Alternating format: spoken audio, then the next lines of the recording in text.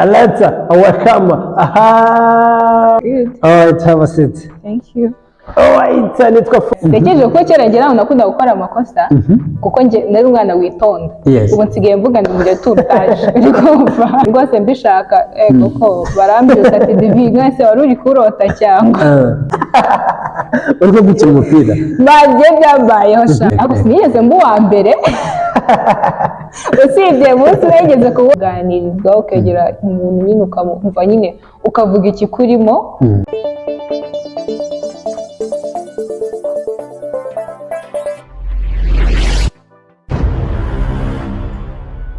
It's again, it's a Fred, it's at the table when the table rival. Aturabakunda cyane wahisemo neza nimba uyu akakanya udukurikiye aho uri hose. We love you. It's again, it's a table alive. Today we have hosted the beautiful one, the beautiful Wanjye. She's going to share everything. I guess what? Aleta, welcome. Right. Hi. How are you? I'm good. Alright, have a seat. Thank you. Alright, nitwa Fred, nitwa the table. Nyita uko ushaka. Nyita the table alive. Turi kumwe n'umukobwa mwiza. Aho ibisanzwe duhora n'abakobwa batandukanye, duhora n'abahungu batandukanye, duhora n'abasore batandukanye. It's a content.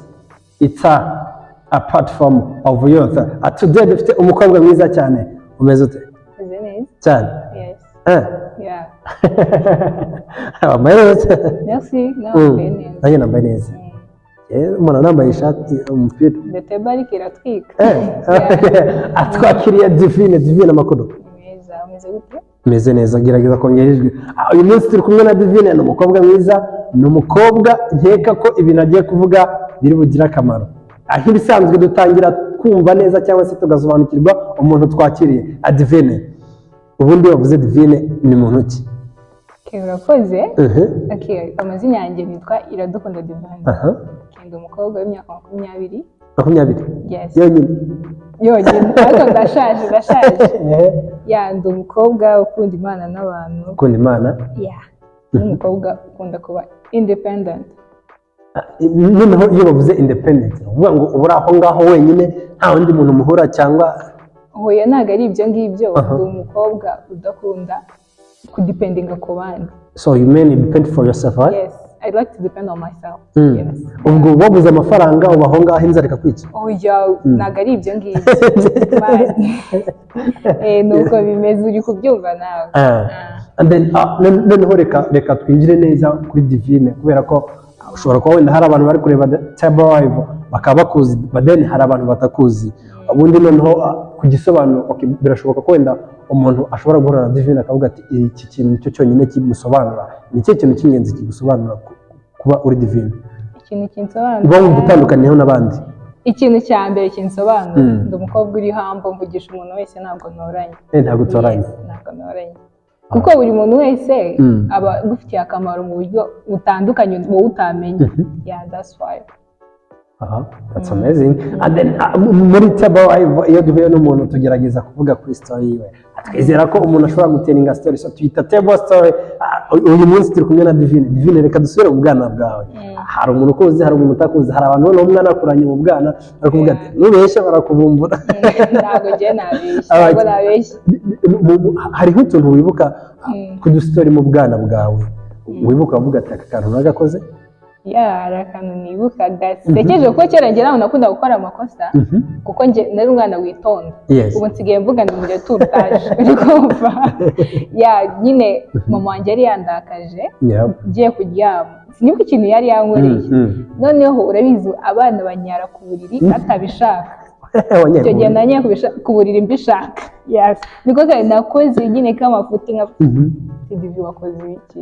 So Divine yaraje wo kugira ngo nanye ku buriri rwose mbishaka kuko barambyuka ati Divine mwese wari uri kurota cyangwa. Reka twizere ko abantu bose banyaye ku buriri turabasuhuje.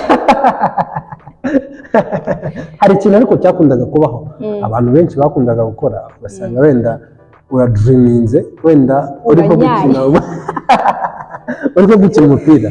Bagiye byambayeho sha ariko nyine uri kumva ni bake bitabayeho. gake cyane kabisa. Okay, then ako ngako kari agasekeje ndumva gasekeje cyane badendeka tugenda no ku kantu gashobora kuba kari kababaje kuvuga ati akantu kambayeho narababaye ariko ndabyihanganira. Nyiri umwana shandi kumva nge natarababaye. Ntabwo babaye cyane. Ntabwo nabaye cyane ndi umukobwa akuze nseka pe. Wenda ikintu cyawo n'ubundi ni kuri buri muntu wese wenda gupfusha nk'umuntu yakundaga buri muntu wese biramubabaza.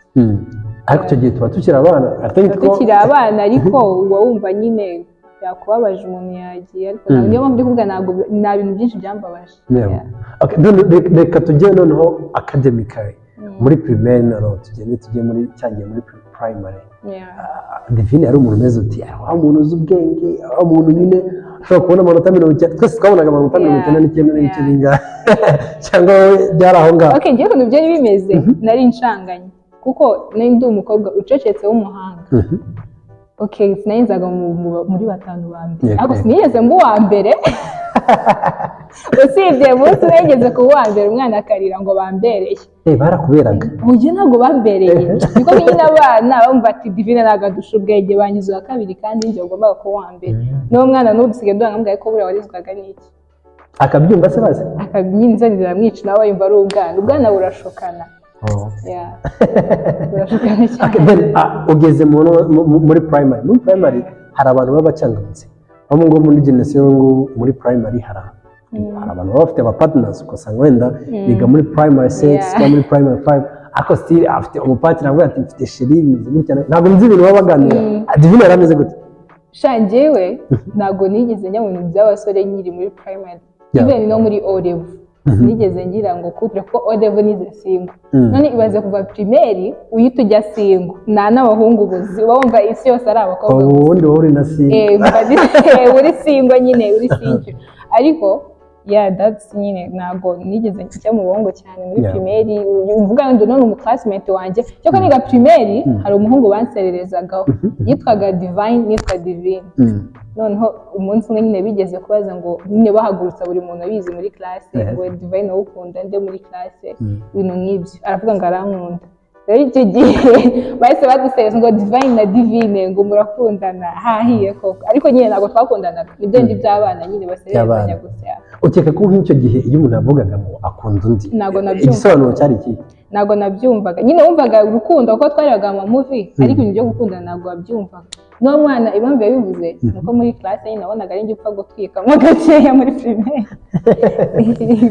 kugeza n'ubu uracyatwika n'ubu ndacyatwika uburyo wambaye uratwika wambaye neza cyane. Yitwa Divine and we are telling a story ndakeka mwayikunze but then reka tugaruke noneho muri secondary tuvuye muri primary secondary umva wagiye muri single school urumva no guhera S1 cyane S3 niyo kugeza senior 3 ni O level wari muri single school and then noneho uragiye uvuye muri babana nyine babane mwakinigaga wandi bakubwira ngo aragukunda noneho ugeze aho umuntu atazakunda cyangwa naho barakundanaga muri single se habaye abarezi bien man bibaye ariko nago aho nigaga ntabwo bari benshi ntabwo bari bazwi ariko nyine hacagaho umuntu urabizi ameze gutya na gutya ariko ntabwo byahabaga cyane.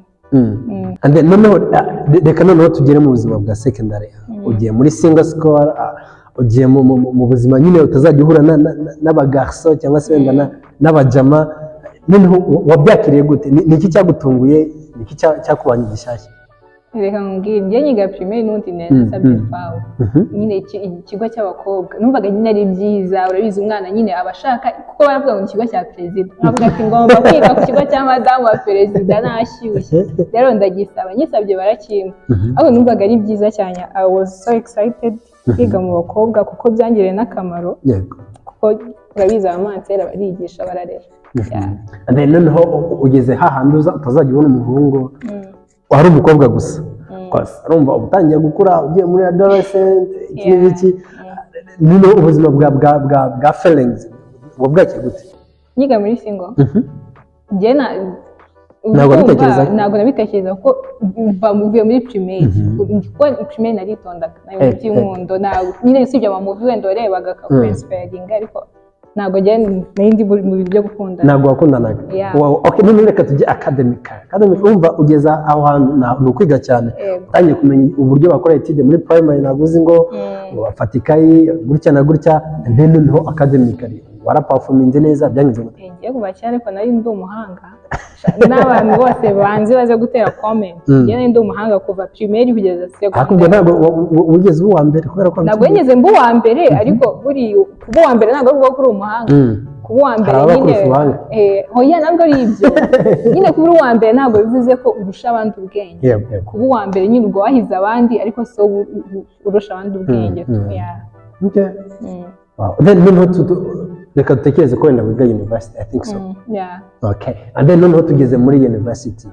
ni cyagiye noneho wigenga of course okay ntabwo tuvuga wenda ngo wagiye muri relationship wagiye mu biki cyangwa iki but then reka tubikubaze ugeze muri university noneho byahise bigenda gute uvuye muri single school urasanga noneho aho abandi noneho bo bahura n'abandi ubuzima bwakwakiriye gute nyiva muri O level nagiye A level muri mixed mu bahungu gusa uri kumva nigera muri university ntabwo byangoye kuko wari yaragize experience nyine ibintu by'urukundo ngiye nese navuga ko natakundanye yego ko narakundanye cyane nyine ugira experience urumva nta kintu cyo gitangaje kiba kirimo kubona abahungu ujya usanga still uhuye n'abandi uhuje n'abandi kubera ko ubuvuye ahantu hatandukanye naho babaga usanga uhuje nabo cyane kabisa none twatekerezaga ko wenda nk'umukobwa nyine wize muri single school cyangwa nk'umujya hajya habagaho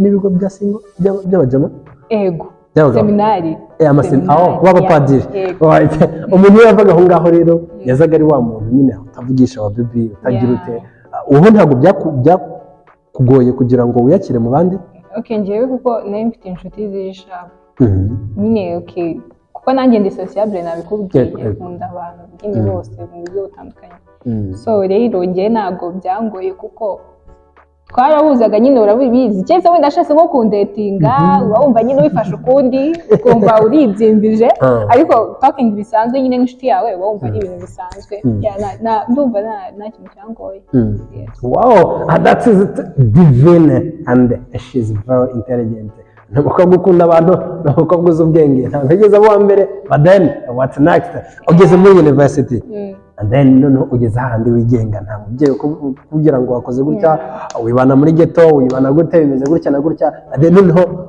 nk'umwari cyangwa se n'abandi bose baba bagiye kwibana ni ubuzima bwo bimeze gute ubundi okay ni ubuzima bwiza nyine buryoshye kuko nyine uba uri kwigenga ariko nabwo impanuro z'ababyeyi ntabwo zibura nyine okay njye ukuntu nakuze ntabwo nakuze ndi umukobwa nyine bakanira ariko nari ndi umukobwa ugirwa inama n'ababyeyi uri kumva so umubyeyi nyine iyo atagukanira ariko akugira inama niwo murongo mwiza kurusha uko yagukanira kugira ngo divine bikora kintu ahubwo nibwo ugikora ngira inama n'ababyeyi bagikanira abana babo mujye mubagira inama aho kugira ngo mubakanire kuko ngenza abana benshi babo bakanira nibo barushaho kubirara kurusha umwana nyine bagira inama rero mwanjye kuri njyewe ntabwo byangoye kuko nagendeye ku nama ababyeyi bama okay nshaka gukora ibyo nshatse ariko uririnda yego yes that's amazing and then noneho uburyo bwa academically warakomeje ugira ubwenge muri university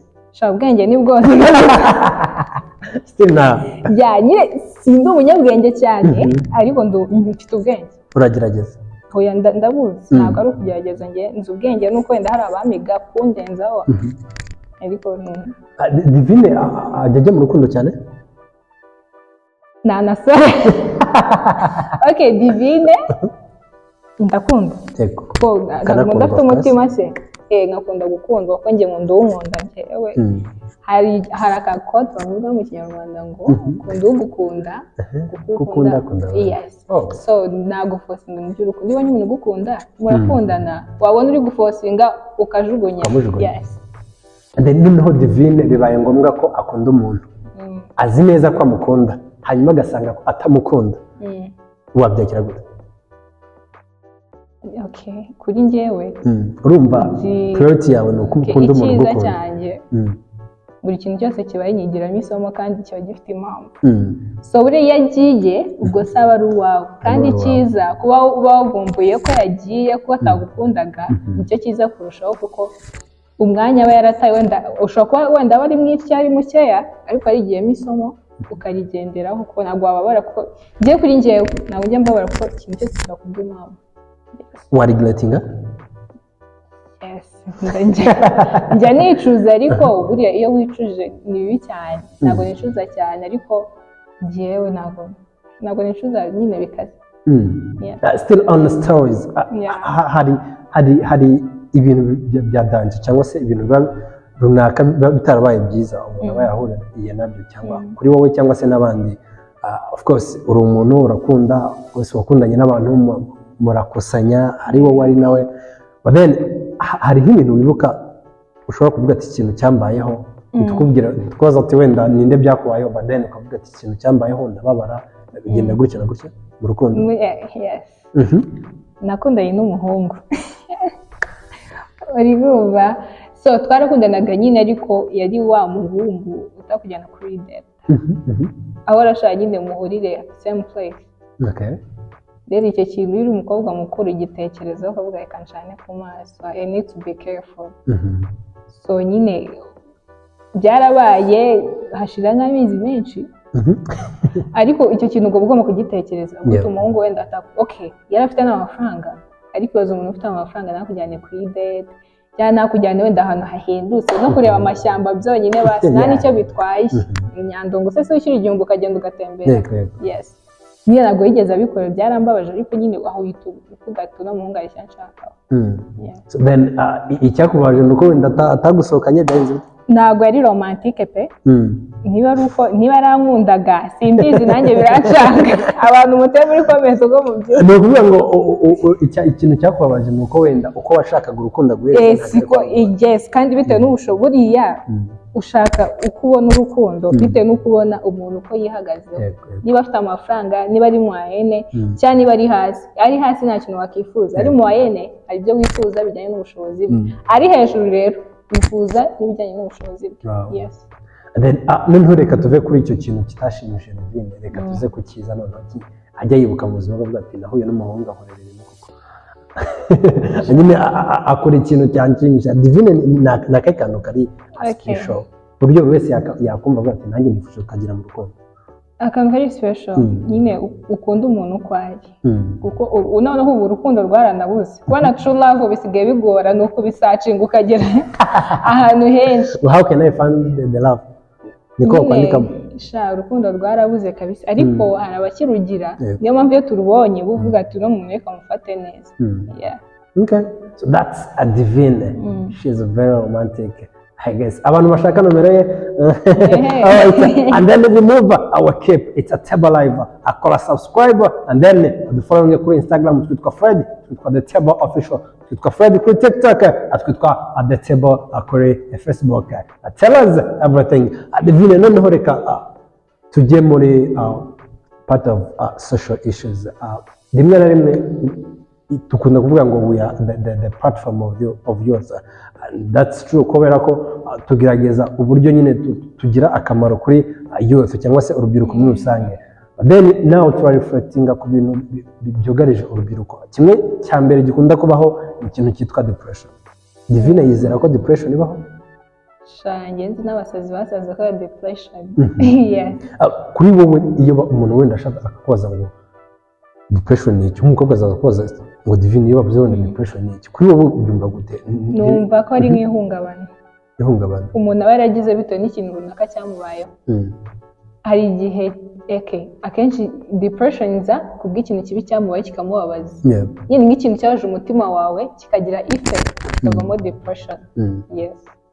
But then noneho ni nk'ibihe bintu bo by'ingenzi bishobora gutera depression. Of course umuntu ashobora kuba ari hariya ariko still akavuga ati okay ndababaye cyane, umuntu yambwiye nabi ariko sinivumbure ko mfite depression. Ibyo bintu bikunda kubaho.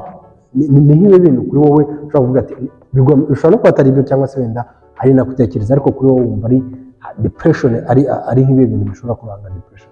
ikintu gishobora kubiranga cyane n'urukundo nk'abantu bababajwe cyane babaye affected n'urukundo. Icya kabiri ni ubukene butera depression. Ikindi gitera depression ni family issues. Uri kubyumva family issues nyine amakimbirane mu muryango. Yes, numva ari byo biri main. But then umuntu arakwegereye yegereye divine after depression. Okay, then iyo depression niyo ugomba reka tuvuge ko wabaye psychologist. Then araje arakwegereye yitwa Fred after depression kubera ko wenda relationship ntabwo uzi story ye. Ubu muntu first aid wamuhereza cyangwa se ubufasha bw'ingenzi wamuhereza n'ubwo ikintu cya mbere ubundi ufite depression ubundi hari akantu bwa ibintu n'abantu udafite abantu wanasara. So iyo ufite depression ntabwo ari ukuvuga ngo ugende ngo wicare ngo witekerezeho ufate akayaga ibyo noneho nibyo byongera depression. ahubwo ikintu cya mbere cyavura depression kuganirizwa ukegera umuntu nyine ukamva nyine ukavuga ikikurimo nyine ibyakubabaje byose ibyaguteye depression ibyo ari byo byose yaba ari umuhungu yaba ari family issues warangiza nyine ukabwira umuntu akakuganiriza. So then afite ikibazo noneho cya relationship wenda ya breakinze umuhungu yamucitinze cyangwa se umukobwa yamucitinze ubwo ikintu wamukorera cya mbere ni ukumuganiriza wamuganiriza. Ikindi cya kabiri ni ukwakira ikije kuko ikije naho wakijugunya uracyakira nyine ukavuga cyabaye n'undi nta cyahinduka. Reka twizere ko divine yakunda it's a kind of sample yakundanye n'umujama. Then uwo mujama umutakazeho miliyoni 5. Njyewe yego ntabwo tuzi ibyo byagenze sibyo umutakajeho miliyoni 5 sibyo iyo miliyoni 5 uwo mujama nyine yarayikoresheje birumvikana. Then icyo mushakaho ni urukundo. Ukwezi kwa mbere murakundanye ukwa kabiri murakundanye then ukwa gatatu ugiye gufindinga usanga hari undi muntu ukoresha amafaranga utanga kandi uzi ko umujama wawe ayakoresha uwo muntu n'umukobwa. Uragiye wenda ubasanze baryamye ahantu runaka tuvuge wenda ko iyo issue yakubayeho cyangwa se wenda yabaye kuri mugenzi wawe yego uvugisha ukuri ibyo bintu wabyakira gute? Icya mbere nakita injiji kuko gutuha umuntu ikintu nyine ubwo naba naramuhaye nshaka urukundo sibyo? Ubundi urukundo ntabwo rufusimba ntabwo ari ubwingingano. Urukundo rurizana sibyo? Kandi ikindi nakakira ikije ariko ubujije nibwo naba naragize pe wahita amafaranga yanjye nanamujugunya ahubwo ngombwa.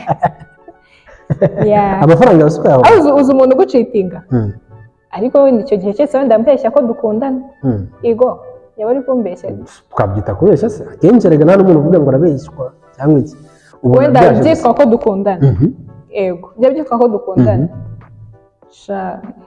umuhungu nyine uguca inyuma ntabwo aba agukunda pe.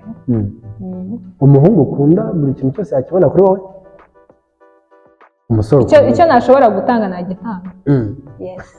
Icyo mfitiye ubushobozi ariko udafite ubushobozi ahubwo se mfite iki ubushobozi icyo mfitiye ubushobozi ni ugutanga urukundo. Romantic. Alright, Divine again. She's very romantic. Abantu bagukunda. Tukubaze ngo uri single? How's your status?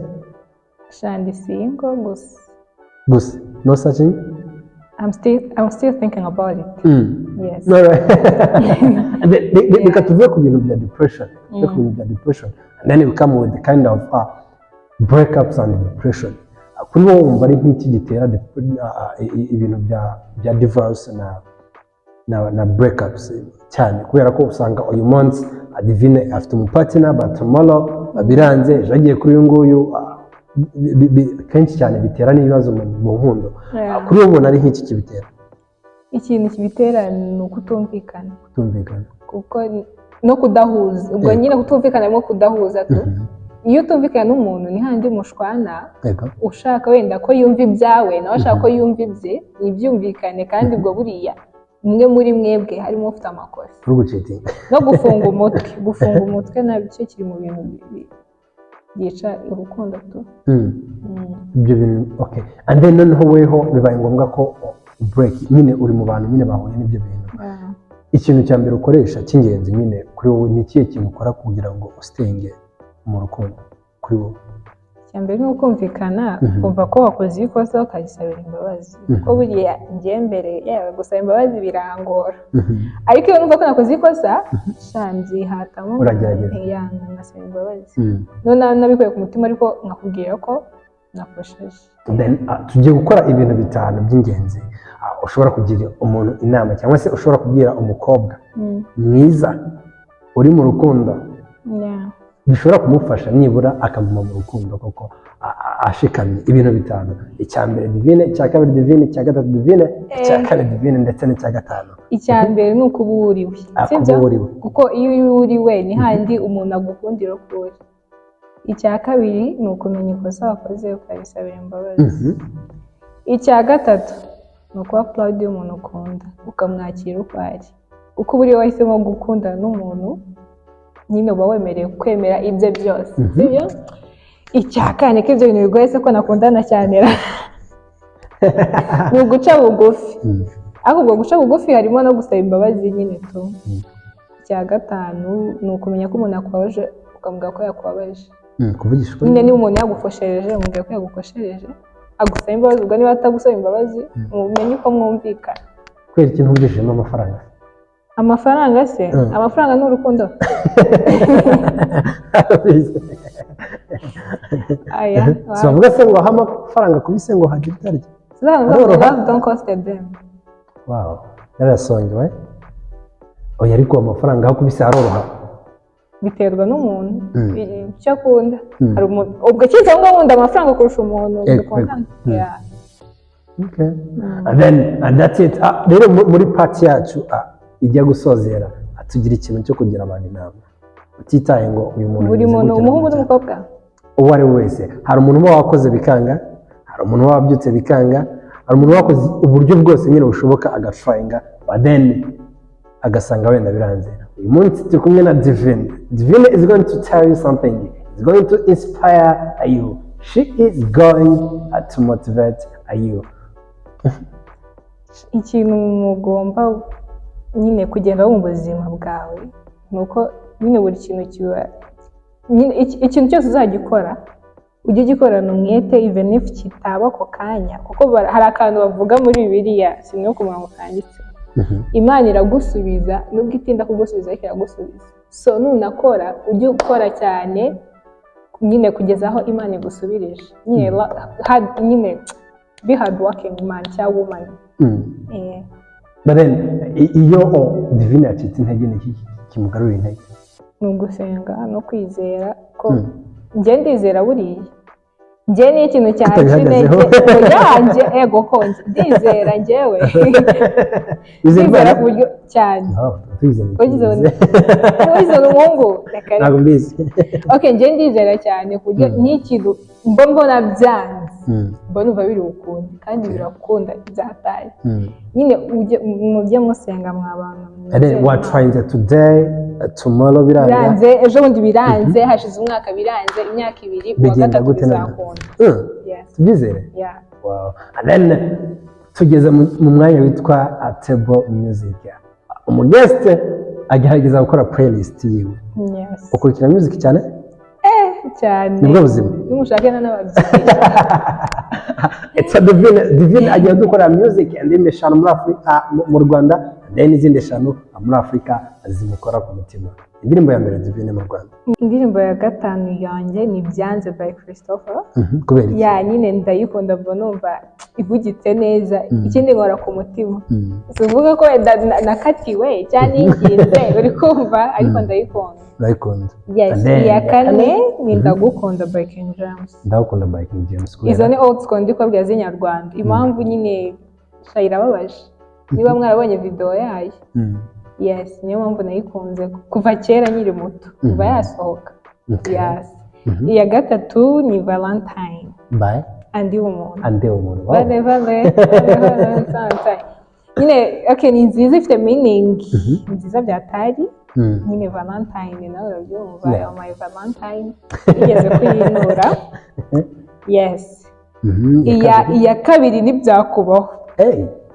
Nukuri byakubaho by Amaron.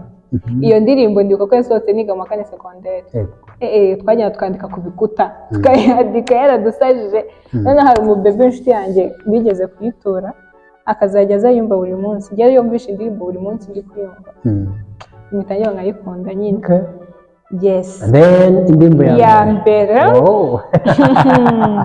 Who is there? Who is ready? Iya mbere ni demo, what? Yes. Ndimo ni nziza byatari. I was keep it up.